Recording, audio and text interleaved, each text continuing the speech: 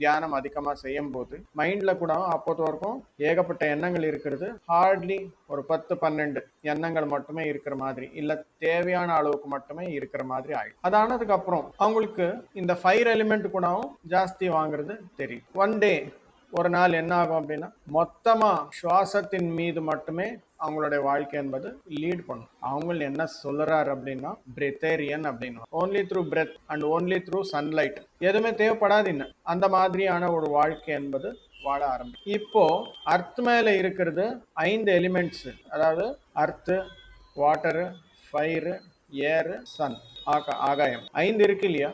இந்த 5ல அர்த், வாட்டர் போயாச்சு. இந்த ஏர், ஃபயர் அண்ட் ஆகாயம், இந்த 3 மட்டுமே. இதே மாதிரி சில யோகிகள் என்ன செய்யறாரு அப்படின்னா, ஜீவ சமாதி அப்படின்னு சொல்லி நீங்க பார்த்திருப்பீங்க. அங்க என்ன நடக்குது? His consciousness will be there, அவங்களுடைய சைத்தன்யம் இருக்கும்.